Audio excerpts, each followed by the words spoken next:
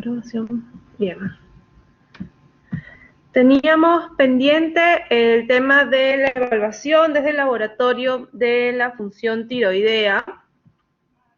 Estas pruebas son de rutina en el laboratorio y si las vamos a poder interpretar y saber utilizar e indicar de acuerdo a la clínica de nuestro paciente, pues básicamente nos ayudan para realizar un diagnóstico muy rápido. Para recordar un poquito tenemos que traer a la memoria cómo es este equilibrio, este eje hipotálamo hipoficiario y glandular. Tenemos que se va a iniciar a partir de estímulos ya sea externos o internos que van a producir la liberación de neurotransmisores a nivel de hipotálamo, los cuales van a producir la liberación de hormonas efectoras que van a viajar a través del sistema portal del infundíbulo y van a llegar a nivel de hipófisis anterior o neurohipófisis, donde posteriormente vamos a tener una siguiente liberación ya de hormonas que van a tener una acción directa en órganos diana. Por ejemplo, acá tenemos la oxitocina, que va a actuar a nivel de tejido mamario, a nivel uterino. Tenemos la hormona antidiurética, que va a actuar a nivel renal. Tenemos la prolactina, tenemos la hormona de crecimiento, que va a actuar a nivel de huesos, tejidos blandos. Tenemos la FSH, LH, que va a actuar a nivel de cuerpo lúteo, a nivel testicular. Tenemos la ACTH, que va a actuar a nivel de glándula suprarrenal. La TSH a nivel de glándula tiroides. A su vez, vemos que también estos órganos diana van a liberar ya hormonas efectoras, hormonas como la testosterona, como la progesterona, los estrógenos, la adrenocorticoides y las hormonas tiroideas. Estas hormonas efectoras van a tener esta contrarregulación a nivel de hipotálamo y al nivel hipofisiario. Recordemos entonces que a nivel de la tiroides se van a secretar tres hormonas, las que van a ser motivo de la clase principalmente. Vamos a tener a la tiroxina, que es la T4, y la triiodotironina, que es la T3, que son producidas a nivel del folículo tiroideo y van a estar relacionadas directamente con procesos metabólicos celulares. Tenemos que también a nivel de la tiroides se va a producir la calcitonina a partir de células parafoliculares y que tiene efectos a nivel de metabolismo fosfocálcico y la vamos a utilizar principalmente como marcador tumoral. En el caso de la producción de T4 y T3 hay algunas consideraciones y particularidades. La T4 se va a producir casi en 10 veces la cantidad en comparación a la T3. La T3 va a producirse de manera prevalente a nivel de tejidos periféricos a partir de la desyodación de la T4, es decir, la T3 pues, va a ser un metabolito de la T4 que va a mantener algunas actividades endocrinas y de regulación homeostática. Tenemos que la T3 reversa va a ser también un metabolito de la T4, pero esta es inactiva.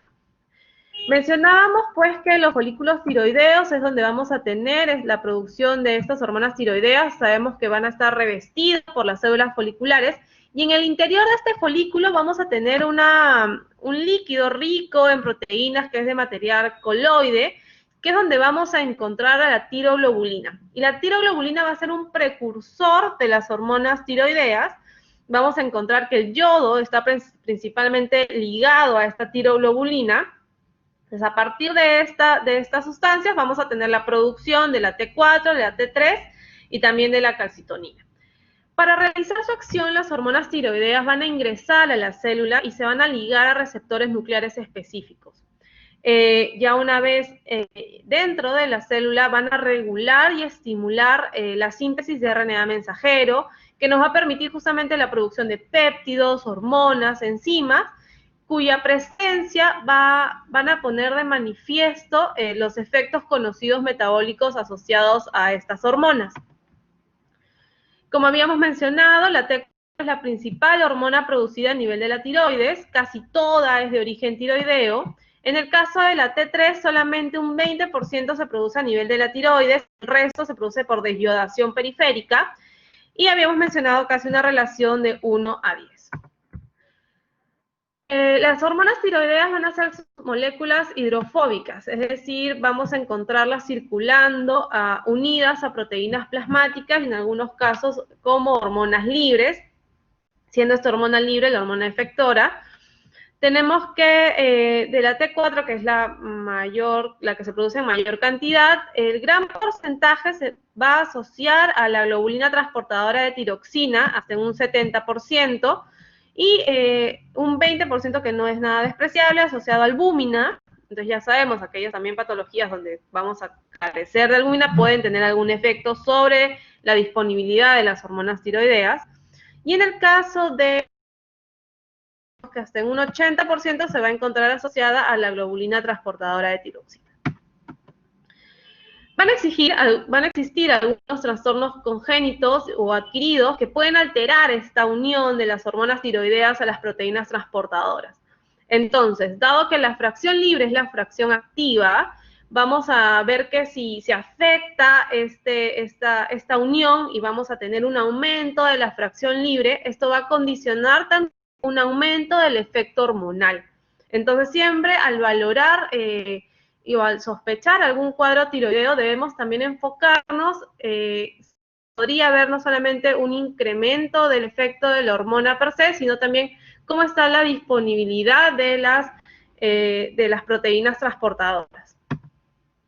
Habíamos mencionado esta regulación de la función tiroidea, es muy fina, es muy eficiente, que va a mantener casi de manera estable la concentración de las hormonas tiroideas dentro de límites bastante restringidos. Tenemos que la contrarregulación positiva a partir del TRH, de la hormona liberadora de tiotropina, que tiene este estímulo positivo desde hipotálamo hasta hipófisis. De hipófisis vamos a liberar la hormona estimulante de tiroides, que tiene este efecto positivo a nivel glandular, y posteriormente tenemos que la T3 y la T4 pues tienen esta contrarregulación negativa hacia los niveles superiores del eje. Hay algunas moléculas que van a tener una contrarregulación a nivel del TSH, por ejemplo, tenemos la somatostatina, que tiene un efecto que va a bloquear la liberación del TSH, asimismo la dopamina y algunas interleuquinas. Por el contrario, efectos estimulantes sobre la TSH encontramos a la prostaglandinas y algunos agonistas alfa-adrenérgicos. La importancia de este eje es que es notablemente estable, pero hay que tomar en consideración que el punto de equilibrio va a poder variar de acuerdo a la edad. Vamos a ver luego que en periodos muy tempranos de la vida, así como en extremos de la vida, pueden verse alterados algunos valores. También se puede asociar estos cambios en el punto de equilibrio a condiciones ambientales, como puede ser exposición prolongada a climas fríos, adaptación a la altura, a una mayor o menor exposición a la luz. Sin embargo, van a requerir estancias o exposiciones prolongadas a estas nuevas condiciones para poder afectar o realizar un cambio en el punto de equilibrio. También mencionar que puede encontrarse alguna alteración asociado al estado nutricional y al estado psíquico de nuestro paciente. También pues, puede deberse estos cambios a modificación en las tasas de conversión periférica de T4 a T3. Ya en el laboratorio habíamos mencionado que la clave para realizar el diagnóstico, la evaluación de la función tiroidea, tenemos que no solamente evaluar el equilibrio de este sistema de retroalimentación, sino también debemos valernos de otros sistemas que ya conocemos. Por ejemplo, vamos a medir las hormonas y podemos medir también sus metabolitos producidos a nivel de la tiroides y que van a regular la función. Ya hemos mencionado, podemos medir desde la TRH, TSH, T4, T3, T4 total, T4 libre, etcétera. Podemos medir también las proteínas transportadoras, ya las hemos mencionado, son 3 principalmente. Y tenemos también que podemos realizar la medición de algunos analitos distintos a este eje, pero que van a reflejar los efectos de las hormonas tiroideas sobre la situación metabólica general. Es así que debemos, pues, tener en consideración que las hormonas tiroideas van a ser controladas por 3 fenómenos fisiopatológicos. Uno es la biosíntesis de la hormona, es decir, cuán bien o si está produciendo en cantidad suficiente. Otro es el metabolismo desyodativo, ya sea a nivel central o a nivel periférico. Y el tercero, la unión de la hormona con las proteínas de transporte. Si vamos a encontrar exceso o disminución de la disponibilidad de hormonas tiroideas en la sangre, es decir, si sobre esto el sistema de retroalimentación no reacciona, no corrige esta alteración, pues vamos a tener las manifestaciones de un cuadro clínico metabólico que va a ser ya sea un hipertiroidismo o un hipotiroidismo. En cuanto a los valores de T4 y T3, tenemos que los valores de referencia de T3, por ejemplo, van a tener una variación con la edad. Existen rápidas variaciones en etapa neonatal. Los valores se van a mantener generalmente dentro de límites casi superiores en el primer año de vida, y por el contrario, ya en edades avanzadas, en el otro extremo de la vida, hay una tendencia a la disminución de esto. En el caso de la T4, sí se han descrito algunas variaciones estacionales, variaciones circadianas, ligadas principalmente a la variación en la unión a la proteína transportadora de tiroxina, y que puede estar inducida pues por la postura. Por eso se recomienda que cuando se van a hacer estudios a los pacientes en cuanto generalmente a perfiles hormonales, se realicen bajo las mismas condiciones justamente para evitar estas variaciones circadianas o algunas variaciones de postura. En relación entre la T3 y la T4, podemos encontrar que esta relación puede verse alterada, ya sea porque estoy administrando de manera exógena la hormona, ya sea la T3, o porque hay una producción aumentada de T3, como sucede en la tirotoxicosis por T3. Luego podemos tener una disminución de la conversión de T4 a T3. Esto sucede principalmente en algunas enfermedades agudas o crónicas graves, donde existe una privación calórica significativa. Luego tenemos que el uso de corticoides va a disminuir la tasa de conversión de T4 a T3, y algunos fármacos como el fenobarbital, asimismo va a disminuir el T3, pero induciendo una vía catabólica. En ausencia de patología tiroidea, un mecanismo patogénico frecuente va a ser el aumento o la disminución de la cantidad de la T4 ligada a proteínas. Y esto sucede, por ejemplo, en el caso de la gestación o tratamiento estrogénico, donde a expensas de la cantidad de T4 ligada a proteínas, vamos a tener no necesariamente vamos a tener una variación en el sistema homeostático. Es decir, va a haber una mayor disponibilidad de T4 libre, justamente por la presencia de incremento en los valores estrogénicos. Podemos tener en correspondencia una caída de la TSH. Sin embargo, esto no va a generar necesariamente que exista una expresión clínica de estas alteraciones que se están presentando cuando la paciente está gestando y tenemos un incremento de los valores estrogénicos. En cuanto a la relación de la T4 libre y la T3 libre, hay que considerar que, ya hemos mencionado, existen algunas anomalías genéticas que pueden alterar la unión a las proteínas transportadoras. Hay algunos fármacos y otras hormonas que pueden competir por el mismo sitio de unión, que van a conllevar que tengamos una fracción libre, mayor disposición de fracción libre, porque estos fármacos u hormonas están ocupando las proteínas transportadoras, y esto sucede, por ejemplo, con la carbamazepina, la fenitoína, furosemida, aspirina. Entonces, al tener mayor fracción libre, posiblemente vayamos a estar haciendo un cuadro de hipertiroidismo. Luego tenemos el efecto heparina por aumento de la formación de ácidos grasos libres, que van a implicar también un aumento de T4 libre, T3 libre.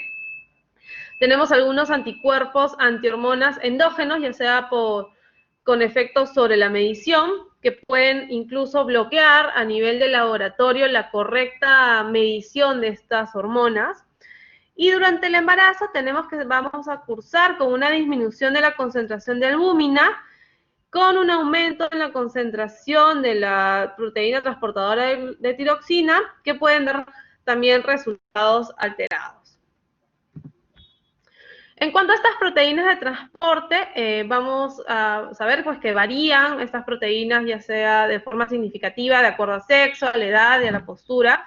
Vamos a medirlas en el laboratorio a partir de una electroforesis de proteínas, es una metodología clásica, pero vemos que también existen las herramientas dentro del laboratorio que nos va a permitir identificar y cuantificar estas proteínas. En relación a la TSH, esta es de todo el perfil tiroideo, esta es la única prueba que tiene el mayor valor informativo en el diagnóstico. En sujetos eutiroideos que van a tener un aporte normal de yodo, generalmente los rangos de referencia van entre 0,4 y 4, de acuerdo a un estudio poblacional denominado el NANES-3.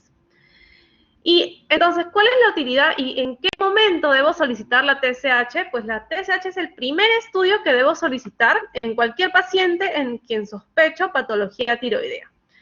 Ojo que tenemos que considerar algunas limitaciones como el estado del equilibrio estacionario y el sistema hipotálamo hipofisiario que debe estar intacto.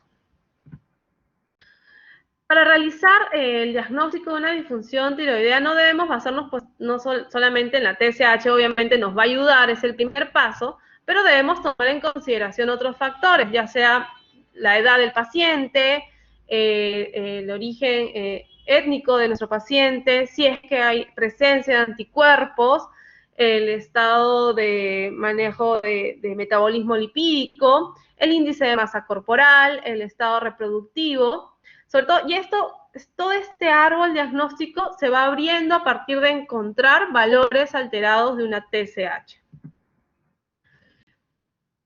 La TSH alterada básicamente es el estudio fundamental para ya sea un hipotiroidismo primario o un hipertiroidismo, es un estudio precoz y me va a relacionar perfectamente tanto con la causa de la disfunción tiroidea como con su duración. Es una prueba muy utilizada y que la utilizamos, por ejemplo, en el caso de hipotiroidismo neonatal, donde nos va a permitir instaurar un tratamiento muy, muy rápido dentro del primer mes de vida, donde justamente lo que busca es evitar los daños posteriores producidos a nivel neurológico por la ausencia de hormonas tiroideas. Luego tenemos que, si es que tenemos un paciente con algún antecedente de familiar de enfermedad tiroidea, debemos realizar algunos controles de TSH a partir de los 35 años y evaluaciones de acuerdo a qué valores ha encontrado cada 5 años. Y es una prueba que también deberíamos trabajar de rutina en los pacientes ancianos que podrían estar cursando con algún hipotiroidismo subclínico. En un estudio longitudinal de 20 años que se realizó, se encontraron que aquellos valores de TSH ligeramente incrementados, miren, en 6, en 20 años definitivamente terminaban siendo hipotiroideos y con valores por encima de 2 se aumentaba el riesgo de presentar hipotiroidismo en este grupo. Tenemos que la TSH va a variar incluso de manera temprana antes de que se manifieste la clínica en nuestros pacientes. Vemos que incluso a nivel subclínico tenemos que en un caso de hipotiroidismo ya la TSH se va a manifestar incrementada cuando todavía la T4 libre aún no ha mostrado cambios ni disminución. En los casos de hipertiroidismo, de manera temprana la TSH va a verse afectada, disminuyendo sus valores, incluso antes de que la T4 comience a incrementar sus valores y tengamos ya la presentación clínica característica. Incluso se anticipa en meses y años a la presentación clínica clásica. Nos va a ayudar entonces la TSH para el monitoreo del tratamiento sustitutivo, ya sea en el caso de la SIPO con levotiroxina, donde nuestros amigos endocrinos pues van a buscar mantener un nivel de TSH entre 0,5 y 2, y este valor pues es de manejo fino y se va a adecuar lentamente de acuerdo a las dosis de tratamiento.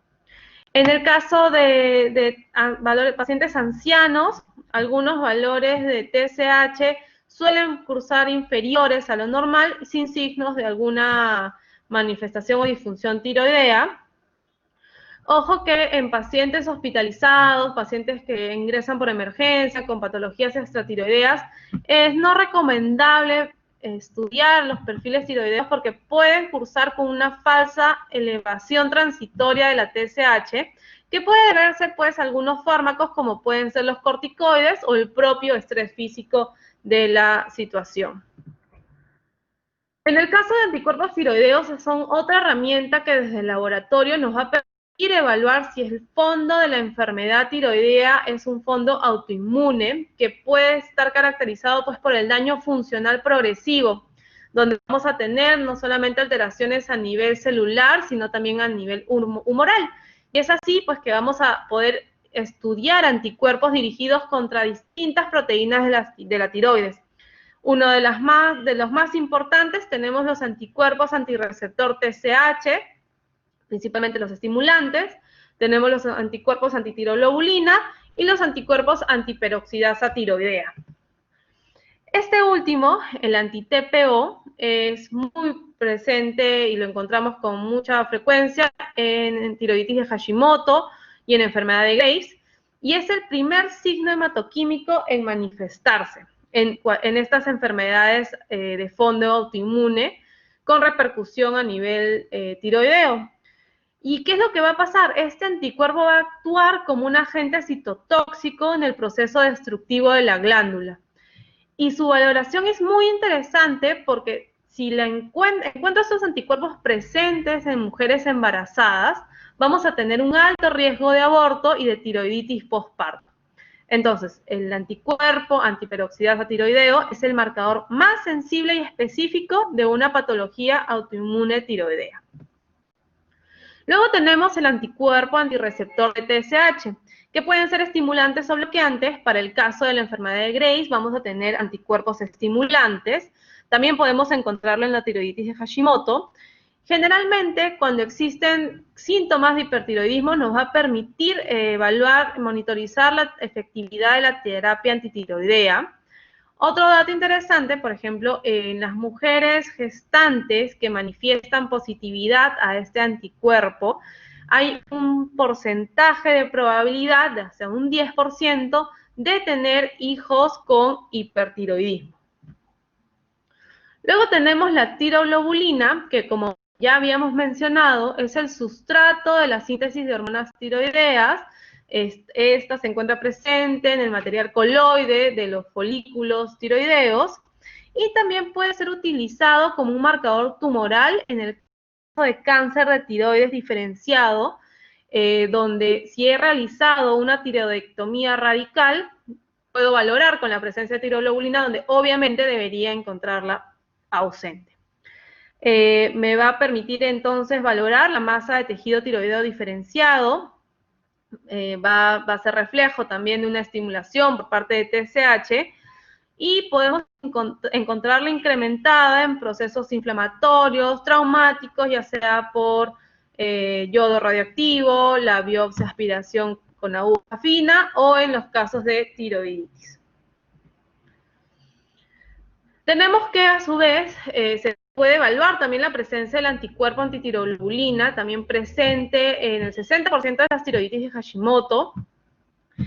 Siempre que vamos a realizar el estudio de tiroglobulina debemos complementar con el estudio de este anticuerpo, porque incluso se ha visto en el laboratorio que ante la presencia de este anticuerpo podríamos tener interferencias en la determinación de la tiroglobulina y que es muy importante de valorar, sobre todo después de un tratamiento con cáncer, donde obviamente deberíamos encontrar suprimidos los valores de tiroglobulina porque nos van a permitir evaluar si es que hay recidiva.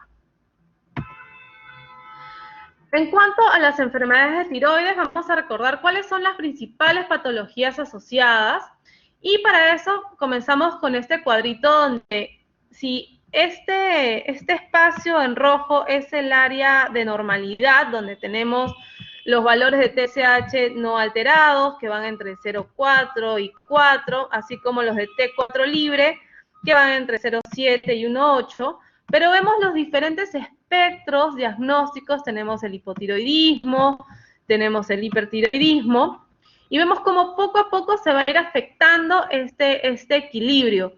En el caso del hipotiroidismo, vemos cómo van aumentando los valores de la TSH a expensas de ir disminuyendo los valores en T4 libre. A diferencia del hipertiroidismo, tenemos un descenso en los valores de TSH a expensas de un incremento en los valores de T4 libre. En estadios iniciales de un hipotiroidismo primario y de un hipertiroidismo, los valores de T4 casi no se van a alterar, por eso es muy importante que utilicemos el TSH, vemos que este sí se afecta, TSH cae, TSH aumenta, para como marcador de disfunción tiroidea más sensible y específico y muy precoz en comparación con la T4 libre. En el caso del hipertiroidismo, también denominado, y que tenemos también un cuadro denominado tirotoxicosis, y a este cuadro pues vamos a definirlo como aquellas manifestaciones fisiológicas clásicas que se van a presentar por cantidades excesivas de hormonas tiroideas circulantes.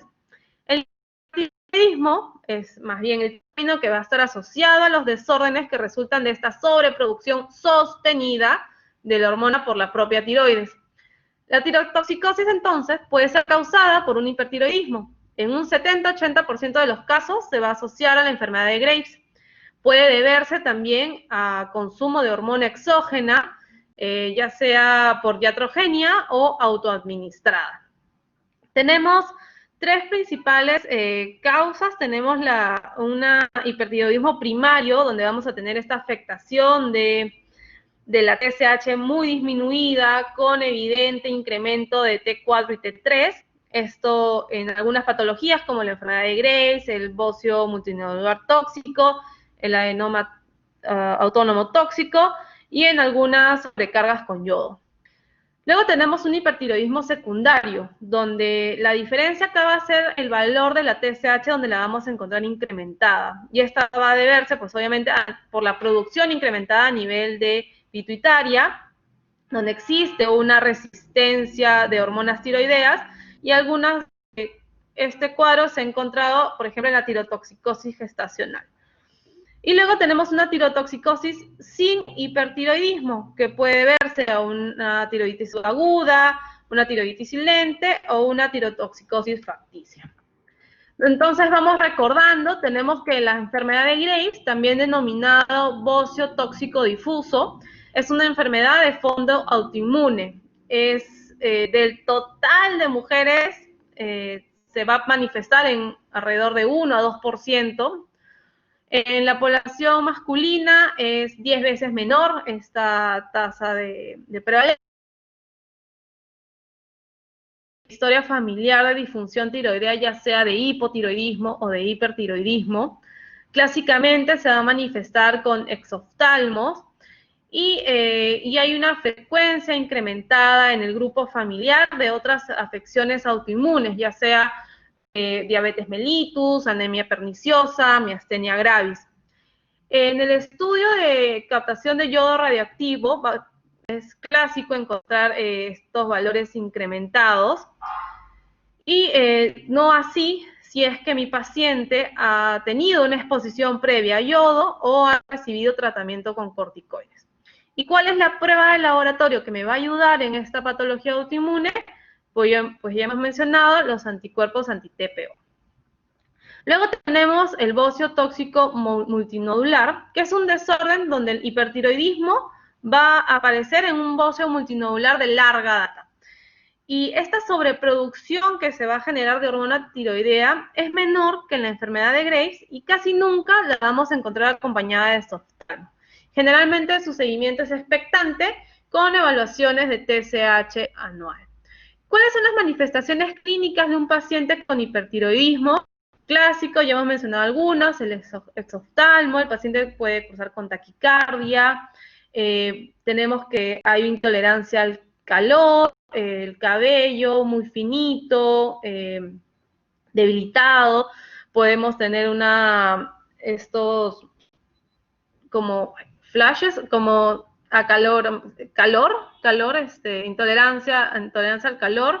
Tenemos la presión sistólica incrementada, puede haber ginecomastia, hay pérdida de peso, pérdida muscular, existe tremor distal, diarreas, pérdida en la fuerza distal también, y en algunos casos en ginecología pues podemos encontrar alteraciones en el ciclo menstrual con amenorrea, y en algunos casos también edemas localizados. Luego, otros cuadros asociados a hipertiroidismo, tenemos el adenoma tóxico, que vamos a encontrar un nódulo solitario hiperfuncionante, clásicamente con una TSH suprimida, y tenemos una gamografía tiroidea también positiva. Luego tenemos el hipertiroidismo inducido por la hormona corticotrófica. Esta va a ser fisiológica durante el embarazo. Podemos tener este cuadro que ya habíamos mencionado, una tirotoxicosis transitoria gestacional, o puede también, ojo, deberse a un tumor trofoblástico. Luego tenemos la tirotoxicosis yodoinducida. Acá el fármaco que va a destacar es cuando se recibe el tratamiento con este antiarrítmico, como es la amiodarona. Luego tenemos tiroiditis autoinmune de Hashimoto, pero en una fase inicial donde vamos a tener una tirotoxicosis transitoria por una destrucción inicial de las células tiroideas. Y estos síntomas de hipertiroidismo son de presentación abrupta y de corta duración. Acá adjunto un cuadrito de un algoritmo de cómo vamos a poder realizar un diagnóstico de hipertiroidismo. Muy importante comenzar con la valoración de la TSH, vemos que va a estar muy suprimida, también con los valores de T4 libre, en un paciente sintomático, ¿no? Si es que esto está elevado, pues ya estamos haciendo el diagnóstico de hipertiroidismo y podríamos realizar algunos estudios adicionales para determinar la etiología, ¿no? Por ejemplo, si es algo de larga data, donde hay oftalmopatía, pues estaríamos presentes frente a una enfermedad de Graves. Si por el contrario tenemos una historia de corta duración, debemos evaluar si es que ha habido antecedente de parto, le podemos hacer su prueba de yodo, captación de yodo, y podríamos, si es que encontramos muy bajito, consideramos una tiroiditis, algunas otras patologías. En el caso de, podemos evaluar la presencia de nódulos, ya sea solitarios o múltiples, podemos evaluar también la presencia de anticuerpos, y de repente estamos frente a un bocio tóxico nodular, ¿no? Si es que encontramos un nódulo caliente. Asimismo, si es que encontramos valores normales, por ejemplo, de T4, T3, pero encontramos este estudio de captación de yodo tampoco alterado, vamos a evaluar las manifestaciones subclínicas y evaluamos en 1 a 3 meses de acuerdo a las manifestaciones. Para manera simple, primero comenzamos con la TSH. Si es que encuentro la T4 aumentada, pues ya, un hipertiroidismo. Si mi T4 está normal, tenemos que, de todas maneras, descartar de que no tengamos estas manifestaciones clínicas asociadas a la T3. Si está aumentada, tenemos un hipertiroidismo a expensas de T3, y si la T3 libre está normal, pues tenemos un hipertiroidismo subclínico. Acá algunos estudios adicionales, como ya mencionamos, incluso pueden haber manifestaciones psiquiátricas que nos podrían ayudar. Podemos valorar si es que existe dolor, fiebre, velocidad de sedimentación incrementada, leucocitosis. Podemos estar frente a una tiroiditis subaguda. Importante el estudio de gamografía y de captación de yodo radiactivo para poder diferenciar y establecer nuestro flujograma. Ojo que el antecedente de embarazo también es a considerar. En el caso del hipotiroidismo, acá tenemos la otra vereda. Es la condición donde la cantidad de hormonas tiroideas es menor a lo normal. Y este diagnóstico basado en laboratorio se va a dar debido a la baja especificidad de las manifestaciones clínicas típicas. Es decir, hay algunos pacientes que pueden cursar con un hipotiroidismo con síntomas casi ausentes, donde vamos a realizar solo el diagnóstico en base a los resultados de laboratorio. Es mucho más prevalente que el hipertiroidismo. Vemos que el 5% de la población adulta va cursar con hipotiroidismo. De estos, el 15% de las mujeres mayores de 65 años cursan con hipotiroidismo. Es fácilmente tratado con hormona de reemplazo. Y una consideración en relación a la enfermedad de Graves y la tiroiditis de Hashimoto es que se postula que tanto este cuadro de hipertiroidismo autoinmune, que es la enfermedad de Graves, así como el hipotiroidismo autoinmune, que es la tiroiditis de Hashimoto, representan dos extremos de una sola enfermedad autoinmune tiroidea. En cuanto al hipotiroidismo, tenemos un hipotiroidismo primario cuando encontramos los valores de TSH muy incrementados, a expensas de, obviamente, el bloqueo negativo de la hormona tiroidea. Esto sucede, por ejemplo, en la tiroiditis de Hashimoto, en el hipotiroidismo congénito y en la deficiencia de yodo. Luego tenemos un hipotiroidismo secundario, donde no vamos a tener pues alteración a nivel de hipotálamo o de hipófisis, que va a condicionar una disminución de la T4, pero a expensas de no haber una producción tampoco de TSH. Y esto puede deberse pues a un síndrome de Sheehan, por una hemorragia a nivel hipofisiario, por alguna operación, adenomas o inflamación. Algunas causas de hipotiroidismo, habíamos mencionado la tiroiditis de Hashimoto, que es la causa más común de hipotiroidismo en áreas donde no hay deficiencia de yodo, y usualmente se presenta con bocio, hipotiroidismo, o sea, uno de los dos, o también pueden presentarse ambos, y acá lo importante va a ser la presencia de los anticuerpos anti-TPO y antitiroglobulina. Luego tenemos el hipotiroidismo iatrogénico, ya sea por una postiroidectomía, por tratamiento con yodo radioactivo, porque de repente el paciente sufrió una radiación externa en tratamiento por un carcinoma o por un hipertiroidismo. Luego tenemos el bocio endémico, que casi ha desaparecido porque una estrategia muy eficiente fue simplemente yodar la sal, ¿no? La sal de mesa. Luego, hipotiroidismo asociado a algunas drogas, pues tenemos acá algunos de la familia de las tioamidas, como puede ser el metimazol y el propiltiuracilo. Tenemos litio, la miodarona, el interferón y la interleuquina 2. Luego, algunas causas de enfermedades infiltrativas que van a cursar con hipotiroidismo, como puede ser la tiroiditis fibrosa, donde hay el reemplazo de este tejido glandular por tejido fibroso, a consecuencia de una hemocromatosis o de algunas patologías crónicas como la sarcoidiosis. El hipotiroidismo transitorio, como el que podemos encontrar en una tiroiditis subaguda posviral, a una tiroiditis linfocítica o una tiroiditis postparto.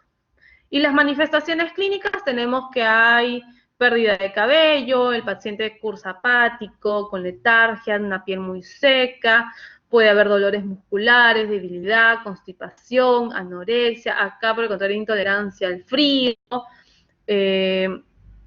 tenemos que puede haber en algunos casos edemas palpebrales, edema facial, tenemos estas fases a veces abotagadas, pueden haber alteraciones menstruales y en algunos casos ya de manifestaciones tardías, puede haber aumento de peso, bradicardias, complicaciones cardíacas, incluso hay bradisiquia, etcétera.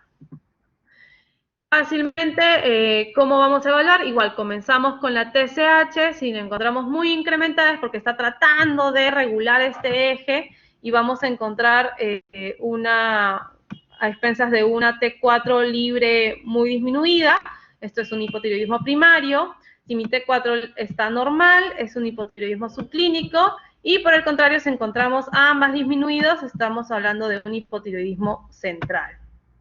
Del mismo modo, debemos evaluar en el segundo caso el estudio de función hipofisiaria. De repente debemos evaluar de que no haya recibido algún tratamiento que esté bloqueando, haciendo este efecto negativo.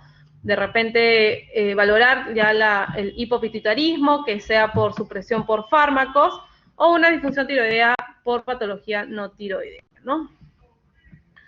Luego, Bueno, y acá les dejo en la bibliografía, bueno, se ha tomado algunos cuadros del Ballack y del Antonozzi, que es también súper útil. Acá les dejo un link en YouTube, que es como una revisión del hipertiroidismo, sobre todo para repasar cuál es el fondo fisiopatológico, y la página oficial pues, de la Asociación Americana de Tiroides.